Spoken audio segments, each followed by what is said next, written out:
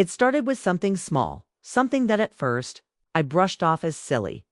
One evening after dinner, I reached for the bedroom door as I always did. But my husband stepped in front of me, his hand firm on the knob. "Not tonight," he said flatly. I laughed at first, thinking he was joking, maybe teasing me. But when I looked at his face, there was no humor. His jaw was tight, his eyes avoiding mine. He simply repeated, "Not tonight." Confused, I asked what he meant. He muttered something about being tired, about needing space. I let it go that night, assuming it was just a bad mood. But the next evening, the same thing happened.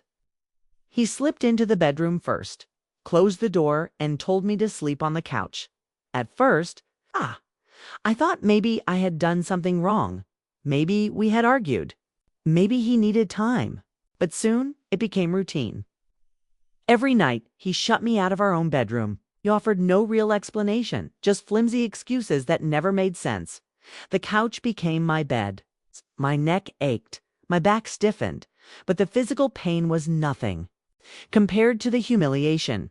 The man I had shared my life with for years now acted like I was an intruder in my own home. Days stretched into weeks.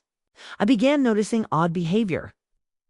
He'd lock the bedroom door whenever he was inside, even during the day. He guarded his phone like it was gold. And once I caught him slipping a package quickly into the room before slamming the door shut. The tension grew unbearable. At night, I lay awake on the couch, staring at the ceiling, my mind racing. Was he hiding something? Another woman? Some terrible habit? Or was he planning to leave me altogether? One night, I couldn't take it anymore. When he went to the bathroom, I rushed to the bedroom door and tried the handle. Locked. My heart pounded as I pressed my ear to the wood. The faint sound of rustling papers reached me, followed by a sharp thud, as if something heavy was shoved under the bed. When he came out, I demanded answers.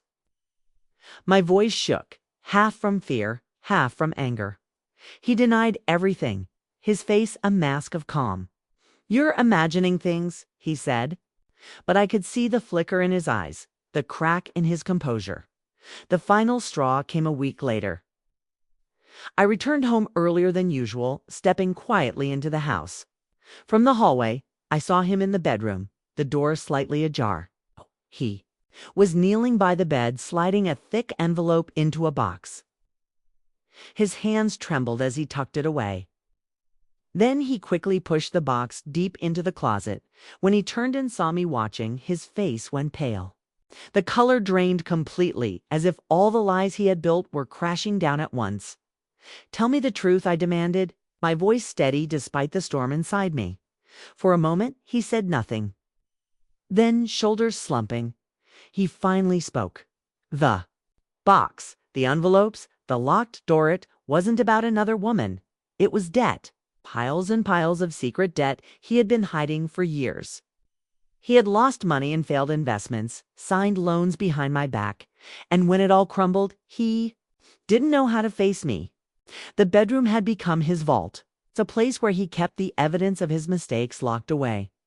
I stood frozen, 1,000 emotions crashing at once. Betrayal, anger, relief. It wasn't infidelity and heartbreak that the man I trusted had chosen silence over honesty. The truth was out. But it didn't erase the weeks of lies, the cold nights on the couch, the gnawing fear he had forced me to live with. And as he stood there begging me to understand, I realized something important. Sometimes the deepest wounds don't come from strangers, but from the secrets kept by those closest to us.